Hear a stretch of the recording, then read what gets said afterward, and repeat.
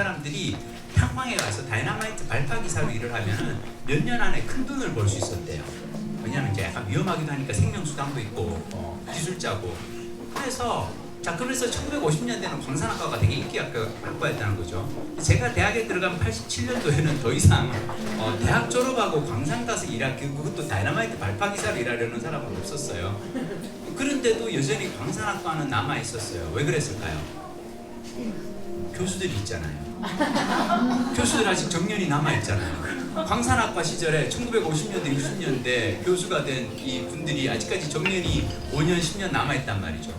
제가 대학교 87년도 입학하고 너무 재밌다고 생각했던 게 과목이 있는데 하나가 석탄채굴학이고 또 하나가 석유시추공학이에요.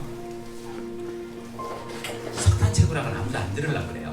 근데 석유시추공학은 당시 87년 당시에 약간 신학문인데 인기가 있었어요. 왜냐하면 석유시추공학을 전공을 하고 공부를 하고 중동에 가면 취업을 할 수가 있었어요. 유전에서. 자, 근데 석탄채굴학은 전공 필수고요. 석유시추공학은 전공 선택이에요. 왜 그럴까요? 예, 석탄채굴학을 가리키는 교수님은 정교수, 나이 55세 정교수고, 이 신학문인 석유시추공학을 가리키는 거는 30대 젊은 시간 강사. 제가 그때 깨달은 게 뭔지 알아요? 대학은 내가 알고 싶은 학문을 가르쳐 주는 것이 아니라 교수가 자기가 알고 있는 것을 가르쳐 주는 것이구나. 근데 그 자기가 알고 있는 것도 교수가 20대, 30대 때 배운 학문. 그러니까 20년, 30년 전에 교수가 대학원에서 박사과정 하면서 배운 1950년대 배운 그거를 87년도에 나한테 가르쳐 주는데 나는 이걸 졸업하고 나서 21세기에 써먹고 살아야 돼. 나는 21세기에 대한민국의 석탄 산업이 그닥 그렇게 밝은 산업이라고 생각하지 않았거든요. 87년도에 이미. 그래서 자, 이제 전공 망했다고 생각하니까 저에게 다시 찾아온 이제 그 행운이 그거죠. 그러면 나는 강의실에서 교수가 하는 얘기를 듣지 말고 도서관에 가가지고 새로운 지식은 도서관에 누군가가 책으로 써놨을 거라고 생각하고 도서관에 가서 책을 읽었던 거죠. 그래서 뭐 엘빈 토플러를 만나고 노동의 종말을 쓴 제레미 니킨을 만나기도 했고요. 되게 많은 아시겠죠? 저에게 되게 많은 이 책과 친해질 수밖에 없는 그게 있었고요. 가장 결정적인 이제 오늘 이제 이 자리까지 이어지는 건 뭐냐면 2015년도에 제가 이제 회사에서 일을 하다가 어떤 이제 그 부서로 이제 발령이 났어요. 어떤 뭐 나중에 이제 사장님이 되신 어떤 분의 어떤 공로로 제가 갑자기 이제 드라마가 아닌 전혀 새로운 분야의 업무를 이제 맡게 되었고, 그래서 저는 이제 사람들이 다들 너는 정말로 융합형 인재가 되겠구나. 예능 연출도 하고 드라마 연출도 하고 심지어 송출 업무까지 맡은 PD는 없는데 사장님이 널 정말 아끼시나 봐. 너는 MBC의 융합형 인재가 되겠구나라고 얘기를 하면서 저를 염정을 지를 때 저는 이제 가서 되게 암울했어요. 그래서 어떻게 살아야 되나 막 그럴 때 이제 저하고 같이 2012년도에 나온 저희 첫 책, 지금은 출판사가 망해서 절판이 되어버린 그 비운의 공짜로 즐기는 세상이라는 책을 이제 같이 냈던 편집자가 와서 피디님 회사에서 드라마 안 맡긴다고 너무 우울해하지 마세요. 저랑 같이 책 만들어요. 그러는 거예요. 내가 속으로 그랬어. 속으로. 첫 책 망했는데 망해서 이제 출판사 절판됐는데 뭘 책을 또 만들어. 근데 내가 그래서 그래 책을 그래요. 뭐 회사에서 일을 하시지만 책을 또 쓰죠. 근데 나는 첫 책이 잘 안 팔려서 망하는 걸 보고 다음 책은 좀 잘 쓰고 싶은데 편집한테 물어봤어요. 책을 잘 쓰려면 어떻게 해야 될까요? 글을 잘 쓰는 방법은 뭘까요? 그랬더니 그분이 저한테 이제 한 얘기는 피디님 딴 거 없어요. 그냥 책 많이 읽고 그 책에서 좋은 글귀가 있으면 필사를 하라고 하는 거예요. 그게 2015년 말의 일이고요. 그래서 2016년 한 해 동안 제가 미친 듯이 책을 읽고 블로그에다가 독서일기를 올립니다. 그래서 2016년도 독서일기는 심지어 올릴 때 제가 책 한 권 올릴 때마다 번호를 달았어요. 그 번호가 250번까지 갑니다. 2016년도 마지막 12월 20 며칠에 올린 글이 250번이었고요. 제가 그걸 한 해 동안 하고 난 다음에 이런 미친 짓은 두 번 다시 하지 않겠다고 결심을 합니다. 왜냐? 읽은 모든 책에 리뷰를 쓰는 게 너무 괴롭더라고요.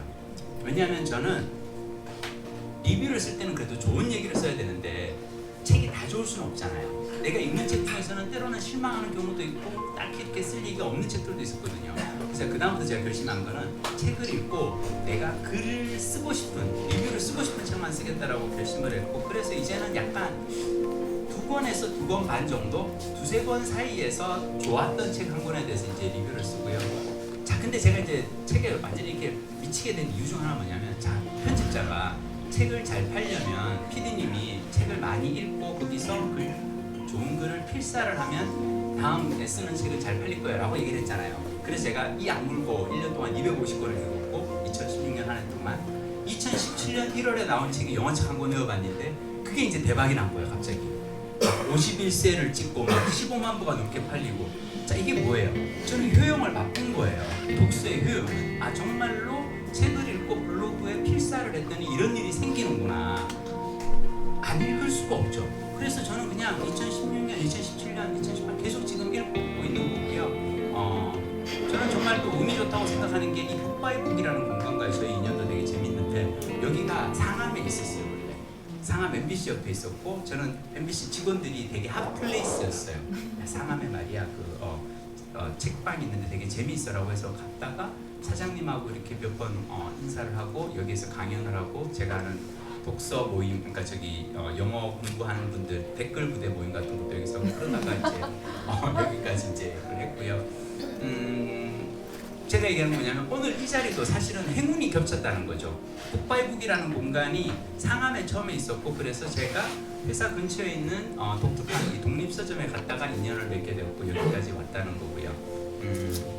그래서 먼저 이제 들어가기 전에 여러분들께 드리고 싶은 얘기는 이건 어디까지나 제 얘기인 거예요. 저의 독서 열기고, 그래서 나도 1년에 200권 아니에요.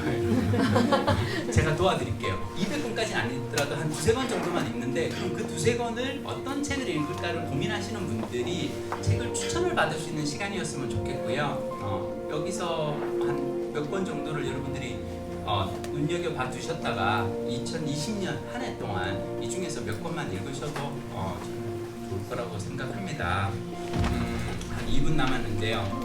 거의 뭐 다 오셔서 사실은 바로 시작해도 될 것 같은데요. 그죠? 예. 그러면 혹시 늦게 오신 분들을 위해서 다시 한번 말씀드릴게요. 공짜로 즐기는 세상, free2worldhistory.com 제 블로그고요. 들어가시면 지금 제가 방금 전에 한 15분 전에 올려놓은 오늘 독서일기 글이 PDF 파일이 올라와 있습니다. 모든 자료가 다 있으니까요. 좀 될 것 같고요. 자, 이제 그러면 본격적으로 이야기를 시작하겠습니다. 앉아서 하셔야 돼요. 그렇군요. 알겠습니다. 아니야, 앉아서 하면 약간 좀 이렇게 거만해 볼까봐 이렇게. 죄송해요. 그러면 조금 약간 앉아서 같이 쇼프로 진행하겠습니다. 자, 첫 번째 책 가겠습니다. 이게 제가 나름 저는 이제 책을 블로그에 올릴 때 그 시간을 조금 배려를 하는데요. 항상 1월 1일이 되면 왜 우리가 새해 복 많이 받으세요라고 얘기를 하잖아요. 그래서 그 복과 행운에 대한 이야기를 좀 하고 싶었어요. 그래서 실력과 노력으로 성공했다는 당신에게, 이 책 저는 되게 좋았던 게 이유는 뭐냐면, 의외로 사람이 하는 어떤 성취나 성공에는 이 운이 되게 많이 작용한다는 거죠. 저 역시 마찬가지고 지금까지 말씀드린 것처럼. 그래서 자기 성공에 행운이 기여한 바가 전혀 없다고 주장하는 사람은 자신을 실제보다 과대평가하는 사실에 우리가 동의하셨으면 좋겠다 하는 그게 저는 와닿았고요. 정재성 교수님 12발자국도 되게 재밌게 읽었어요. 워낙 뭐 강연을 12개의 강연을 모아놓으신 거라서 되게 대중적인, 그러니까 과학의 이론이라든지 과학 이야기를 대중들에게 쉽게 말로서 설명하는 글이다 보니까 되게 재밌었고요. 전 여기서 되게 와닿았던 대목은 여기에요. 창의적인 발상을 위해 몰입을 해야 한다고 생각하는데, 한 가지 생각에 집중하고 깊이 들어가야 기발한 아이디어가 나온다고 얘기를 합니다. 근데 실제로는 그러기 힘들 뿐더러 오히려 2~3가지 과제를 동시에 수행하면서 좋은 아이디어가 전 이게 너무 맞다고 생각하는 게, 제가 글을 쓰다가 항상 하는 게 뭐냐면, 글을 쓰다가 안 풀리면은 계속 앉아서 노트북을 노려다보고 있지 않아요. 안 풀리면 일어납니다. 일어나서 이렇게 도서관을 한 바퀴 돌든지 집 앞에 있는 공원을 한 바퀴 돌든지 이렇게 걸어요. 걷다 보면 갑자기 뭐가 풀리기도 하고. 자, 근데 이때 걸을 때 중요한 건 뭐냐면, 방금 전에 안 풀리는 그 대목을 계속 생각하면서 걸으면 안 된다는 겁니다. 그러면은 그 산책도 괴로워져요. 그냥 하면서 이제 낙엽이 좀 떨어지네, 이제 날씨가 좀 약간 이러다 보면 갑자기 문득 떠오르기도 하고요. 그리고 2~3가지 과제를 하는 게 되게 중요한 건 뭐냐면, 독서도 그래요. 한 권만 읽는 것보다는 소설, 에세이, 인문과학서적 다른 책을 읽다가 오가는 가운데서 서로 이렇게 스파크가 일어납니다. 그래서 저는 다른 책을 동시에 읽는 걸 중요한 독서 습관이라고 생각합니다. 보고서의 법칙에서 되게 와닿았던 거는 우리가 흔히 글을 쓸 때, 어려서부터 글을 쓸 때는 우리는 나를 표현하려고 나는 이렇게 생각한다, 이런 일을 겪었다. 근데 이 표현적 글쓰기의 중심이 나라면은 우리가 회사에서 업무용으로 하는 보고서를 쓴다거나 PPT라든가 이거의 소통적 글쓰기의 중심은 독자라는 얘기예요. 그래서 완전히 이게 관점이 다르다라는 걸 하고, 이 보고서의 법칙을 보면서 재밌었던 거는 백성무원 저자님은 되게 심플하게 핵심을 찌릅니다. 우리가 흔히 유시민의 글쓰기, 강원국의 글쓰기 이런 게 많지만 회사에서 업무용 글쓰기는 방법이 달라야 한다. 글쓰기의 방법이. 그래서 그거에 대해서 잘 설명해 주시는 분입니다. 회사에서 일을 하실 때 글쓰기를 많이 하시는 분은 참고하시면 좋을 책이고요. 본격 한중일 세계사 굽시니스트, 제가 좋아하는 이제 만화가 굽시니스트 만화이고요. 만화를 사실 소개하기는 되게 애매합니다. 근데 저는 이분이 이 리뷰하면서 깨닫는 게 원래 사학과를 나오셨대요. 사학과를 나오시다 보니까 세계사를 작업을 하시면서 그분의 어떤 이 역사학도로서의 어떤 그 포텐이 터져 나온다는 약간 그런 느낌이 들었고요. 이 얘기 혹시 궁금하시면 나중에 블로그로 보시면 됩니다.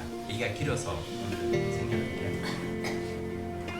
기본적으로 저는 50이 넘어가면서 계속 하는 생각은 100세 인생을 어떻게 대비할 것인가, 나이 들어서 노후를 어떻게 살 것인가를 많이 생각을 하는데요. 그래서 소노 아야코의 게로록이라는 책을 좀 봤고요. 그때 와닿았던 말 중 하나는 이겁니다. 타인의 도움이 필요하면 직업적으로 해줄 사람을 선택할 것. 가족에게 부탁하고 그러기에는 왜냐하면 옛날에는 가족에게 부탁해도 돼요. 평균 수명이 60, 70일 때는. 근데 이제는 너무 길게 살잖아요. 그러니까 2, 3년 앓다가 갈 거면은 그냥 애한테 뭐 돌아가면서, 게다가 그때는 또 애들도 많았어. 한 4, 5명 되니까 돌아가면서 보살피면 되는데 이제는 애 하나고 뭐 둘이고 그런데 이제는 가족에게 부탁하지 말고 전문가에게 부탁하자라는 걸 제가 보고 깨달았고요. 제가 생각했을 때 저는 최근 1, 2년 사이에 읽은 책 중에 최고의 책 중 하나가 저는 당선 합격 계급이거든요. 워낙 뭐 제가 장정면 작가님을 좋아해서 그렇기도 하지만 이 책을 읽으면서 했던 생각은 한국 사회가 어쩌면 너무 이른 성공에 목을 매는 게 아닌가. 그러니까 이 20대 당선이 돼야 되거나 어딘가에 군체 합격을 해야 된다거나 그러고 나서 20대 성공으로 계급을 이루고 살려고 하는데 그것 또한 평균 수명이 60, 70이던 시절의 얘기라는 거죠. 100세까지 사는데 10대 시절과 20대 시절의 성과만으로 사람의 인생을 판별할 수는 없지 않은가, 약간 그거였고요. 이 책에서 제가 이렇게 와닿았던 대목은 이겁니다. 명사들이 책 추천하는 코너에서 보면은 이 책 읽어보고 싶다라는 마음이 들 때보다 저 사람이 자기 취향 고상하다고 자랑하고 싶다라는 느낀 적이 더 잦았다. 확 와닿았거든요. 제가 그래요. 제가 서평 읽는 걸 되게 좋아하는데 의외로 서평 읽고 나서 재밌을 것 같아서 책을 찾아서 보고 난 다음에 뭐야. 왜냐면 정말 딱 이 말이에요. 나 이렇게 고상한 책 읽는다? 나 사실 이렇게 수준 있는 책 읽어? 약간 이건 거예요. 저는 사실 개인적으로 제가 블로그에 올리는 책을 할 때는 제가 재밌게 읽은 책을 무조건 소개하려고 합니다. 저는 사람들이 책을 많이 안 읽어요 라고 얘기를 하는데 그게는 저는 전문가들의 잘못이 있다고 생각해요. 책을 쓰는 이들이라든지 책을 추천하고 소개하는 이들이 너무 대중과 점점점 거리가 멀어져요. 자기들만의 어떤, 우리는 책 읽는 사람들, 우리는 요즘 이런 거 읽고 문학상 이런 거 정도는 봐야지, 이렇게만 돼. 저는 이것도 약간 좀 잘못이 있다고 생각해요. 그러니까 왜 사람들이 책을 안 읽어요 라고 하지 말고 사람들이 책을 더 많이 읽게 하려면 뭘 해야 될까? 재미난 책을 써야 돼요. 그리고 재미난 책을 소개를 해야 돼요. 항상 이런 고민을 하면서 새 책을 씁니다. 제 책을 읽고 재미가 없으면 제가 정말 잘못한 거예요. 검사내전 개인적으로 되게 재밌게 읽었던 책이고요. 그리고 뭐 여기서 이 대목도 사실 되게 재밌어서 그랬었는데요. 근데 저는 개인적으로 제가 검찰분을 별로 좋아하지 않아서 분노의 시대, 이 책 작년에 읽어서 상당히 괜찮은 책 중 하나였고 이 말 참 와닿았어요. 자존심과 이기심은 영원히 충족되지 않는 법이다. 이기심은 변덕스러운 마음에 기생하며 타자에 대한 무력한 증오심을 부추기는 동시에 자신에 대한 반감까지 키워간다. 따라서 세상으로부터 인정받겠다는 마음에 어떻게든 남들보다 앞서고 남들이 힘들어하는 모습을 지켜보려는 공격적인 충동으로 이기심이 변질될 수 있다. 이 책에서 짚었던 것 중에 제가 재밌던 지점은 뭐냐면 그 유럽 연합에서 EU 영국이나 이런 데서 이렇게 테러 이렇게 갈 때 그 IS 그러니까 이슬람 이 추종자들이 테러하는 이 사람이 얘기하는 건 뭐냐면 그들이 신앙심이 돈독한 사람이 아니다라는 거예요. 얘들은 그냥 분노한 사람이라는 거예요. 이 사람들이 이슬람 경전에 거기에 그 코란 말씀에 너무너무 경도가 돼서 이런 그 테러를 하는 게 아니라 사실 되게 재밌는 게 이게 테러하는 사람들 대부분들이 그 유럽 연합에 이민 온 사람들 이 터키라든지 이슬람 국가에서 이민 온 사람들의 2세대라는 거예요. 근데 이민 온 사람들이 여러분 1세대와 2세대는 어떻게 다르냐면 1세대는 고생을 많이 해요. 막 세탁소에서 막 그 호텔 그 세탁라든지 호텔에서 막 이 방 메이드 같은 일 하면서 되게 고생을 많이 하는데 이들은 그래도 행복합니다. 왜냐? 자기는 되게 파키스탄이나 이런 데서 살 때는 굶주리고 막 생명의 위협을 느끼고 전쟁을 피해서 달아났는데 유럽에 와서는 안전한 국가에서 자기가 생계가 보장된다는 면에서 열심히만 살면 내가 먹고 살 수 있다는 점에서 너무 1세대는 행복하다는 거예요. 자, 2세대는 분노합니다. 왜냐? 2세대는 학교에 가서 이제 친구들 10대를 학교에서 보냈는데 얘들은 친구들이 다 부자들이에요. 왜 부자일까요? 여러분, 자본주의 국가에서 가장 중요한 자산 중 하나가 부동산인데 이민자는 부동산을 가질 수가 없잖아요. 근데 자기 또래 친구들은 다 엄마 아빠가 다 이미 다 부동산들이 있어가지고 다 여유 있게 살아. 나는 쟤들과 갖다 줄 수가 없는 거예요. 그러니까 이민 1세대와 2세대 그 차이고 그래서 그 이민 2세대가 그 이 인종 차별이라든지 자신이 겪은 이민자에 대한 어떤 이 차별의 시선 이걸 갖다 이제 분노로 이제 내는 것이 이제 테러라고 얘기합니다. 그래서 절대 그 IS의 테러가 그 광신자들의 행동이 아니라는 거예요. 이건 그냥 EU 사회에 대한 분노를 가지고 있는 불만 분자들. 그래서 저는 이 책 보면서 너무 슬픈 건 뭐냐면 육체적인 괴로움보다 우리는 정신적으로 누군가와 상대적인 이 박탈감을 더 못 견딘다는 거죠. 배고픔보다. 근데 마침 또 이 책이 또 되게 와닿았어요. 나는 이렇게 힘들게 열심히 살아왔는데 왜 이렇게 괴로울까요? 세상이 요구하는 대로 사느라 그렇게 힘들었던 것은 아닐까요? 세상이 아니라 내가 원하는 것 그걸 찾아야 지금의 괴로움에서 자유로워질 수 있습니다. 저는 이순욱 선생님 이 심리학자 너무 책이 좋았고요. 이 영화 감독님이에요. 미송당무 영화 감독님이고 이 책 되게 재밌었는데 잘 돼가 무엇이든 전 이 책에서 제가 와닿았던 대목은 이거예요. 시나리오를 쓸 때 글이 안 풀린답니다. 영화 감독은 시나리오를 써야 어떻게든 캐스팅도 하고 투자도 받잖아요. 시나리오가 안 풀릴 때 하는 결심이 이거랍니다. 쓰레기를 쓰겠어 라고 결심하니 써지기 써진다. 매일 다짐해야겠다. 쓰레기를 쓰겠다. 이게 뭐냐면 시나리오를 쓸 때 죽이는 걸작을 한 편 쓰겠어. 그래, 이번에 쓰는 시나리오로 나는 아카데미 외국어 영화상에 수상을 이렇게 결심을 하고 시나리오 쓰려고 하면 안 써진다는 거죠. 근데 쓰레기를 쓰겠어 라고 하면은 어떻게든 써진다는 거예요. 이게 사실 제가 글을 쓰는 방식이거든요. 이게 뭐냐면 초고를 쓸 때는 무조건 쓰레기를 쓰겠어 라고 해야지 초고가 써집니다. 근데 중요한 거는 그 쓰레기 상태로 얘를 발행할 수 있는 쓰레기를 발행할 수는 없잖아요. 그래서 초고를 한 30개 정도를 써놓습니다. 아무 때나 그냥 쓰레기를 막 써요. 매일 아침 쓰레기를 한 대씩 씁니다. 자, 그리고 한 30개 쓰레기를 계속 다듬습니다. 다듬어서 그 중에 가장 꼴이 괜찮아진 거를 이제 순서대로 발행을 하는 거죠. 저는 항상 이런 자세로 글을 써야 글을 쓰기가 좀 편하다고 생각을 하고요. 이 책을 읽게 된 건 정말 왜 어느 날 뉴스를 봤는데 너무 안타까운 소식이었죠. 이 우울증 환자를 치료하던 정신과 의사 선생님이 찾아온 환자에게 되게 불행한 비극적 사고로 이렇게 세상을 뜨게 된. 근데 그분이 살아생전에 쓴 책 제목이 죽고 싶은 사람은 없다는 거예요. 저는 이 제목 봤을 때 너무 그랬었고 그래서 이 책을 이제 읽었었고요. 이분이 이제 하신 말씀 중에 되게 와닿았던 게 이거예요. 왕따인 학생에게 제일 먼저 필요한 것은 타인의 개입도 가해 학생들에 대한 특단의 조치도 아니다. 단 한 명의 친구다. 한 명의 친구가 생기는 바로 그 순간부터 그 학생은 더 이상 왕따가 아니다. 아마 본인을 찾아온 환자를 봤을 때도 좀 그랬겠죠. 이 환자가 오랜 세월 우울증에 고생하고 분노를 하는데 아무도 자기 얘기를 안 들어주니까 나라도 이 사람의 환자 친구가 되어야겠다는 생각에 이제 그 환자를 받아들였습니다. 좀 책 읽으면서 마음이 좀 무겁기도 했어요. 죽고 싶은 사람은 12가지 인생의 법칙 조던 B 피터슨 그 저희 조카가 있어요. 캐나다에 사는 조카가 이분의 책을 읽고는 자기가 이 대학에 가서 공부를 해야겠다라고 조던 B 피터슨이 토론토 대학 교수인데 가서 공부를 해야겠다고 결심을 하고 공부를 해서 그 대학에 갔어요. 그래서 저는 보면서 되게 이렇게 책이 사람을 이렇게 바꾸는구나. 네. 근데 저는 한편으로 되게 슬퍼요. 왜냐하면 그 조카가 되게 힘든 10대를 보냈구나라는 생각이 들었어요.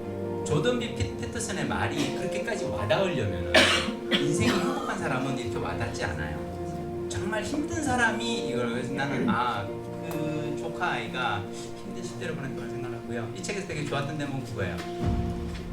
힘든 순간을 지나올 때 비결 하나, 시간 단위를 짧게 끊어서 생각하는 것이다.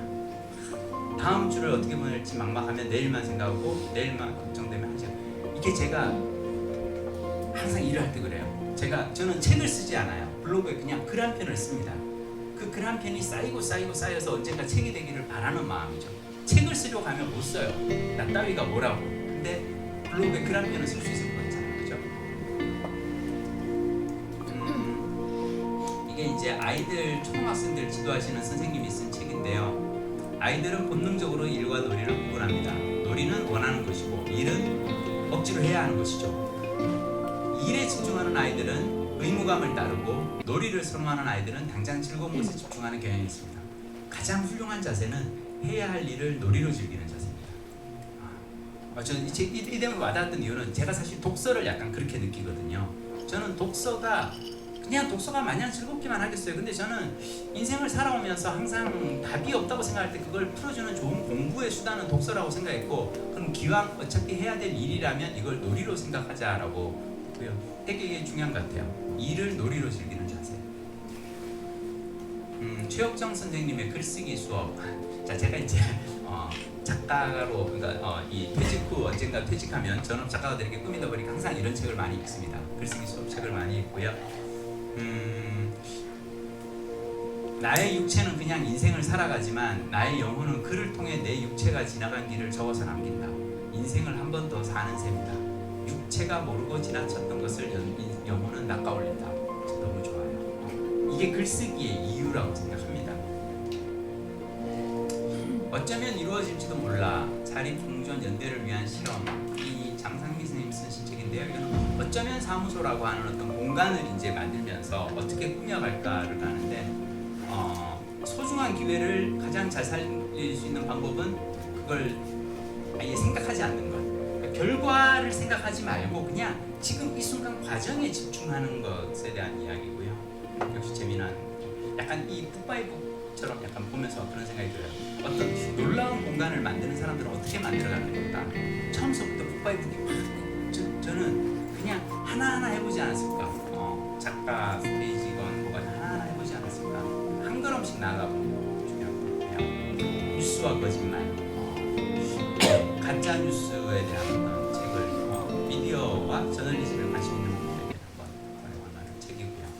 미셸 오바마의 비커밍, 어마어마하게 이 방대한 분량인데요. 저는 되게 와닿았던 건 그 미셸 오바마의 엄마가 오빠와 이 자신을 키워가는 방식입니다.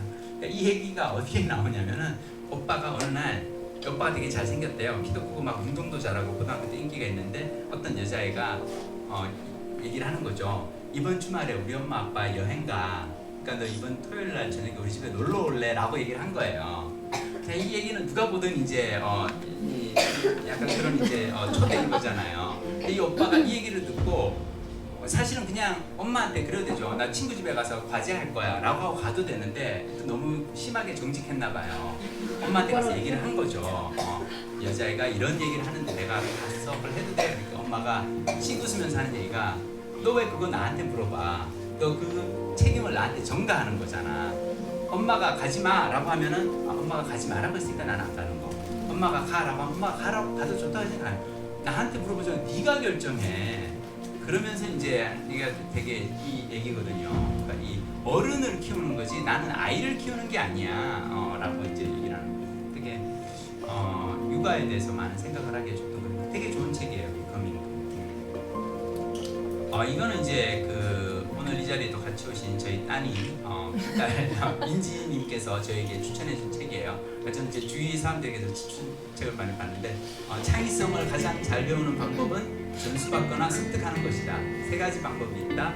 스승과 함께 직접 부대끼면서 배우는 방법, 강의를 듣는 방법, 책을 읽는 방법. 그래서 보면서 창의성에 대해서 공부를 할 수 있는 그런 시간이었고요. 중쇠미정이라는 책은 저는 처음에 이제 이 책을 보고는 진짜 일본 사람들은 짝퉁을 되게 잘 만드는구나. 뭐가 하나 뜨면은 중쇠를 찍자라는 만화가 되게 대박이 났잖아요. 그래서 그 만화를 가지고 심지어 일본 드라마도 만들어져가지고 히트를 치고, 자 그러면 이게 대박이 났으니까 그걸 가지고 바로 이제 중쇠미정이라고 이제 짝퉁을 만들었구나라고 생각했는데, 이 책을 읽으면서 약간 느꼈던 거는 이게 책을 쓰니까 뭐냐면 그 사람 얘기하는 게 그거예요. 중쇠를 찍자는 초대형 출판사, 만화를 만드는 일본에서 만화는 되게 메이저 출판사라고 있고, 초대형 출판사의 시점으로 쓴 만화라면은 자기는 중소형 출판사, 근근히 베스트셀러나 대박 이런 게 아니라 근근히 먹고 사는 작은 중소형 출판사의 편집자는 어떻게 일하는지 그걸 보여주겠다.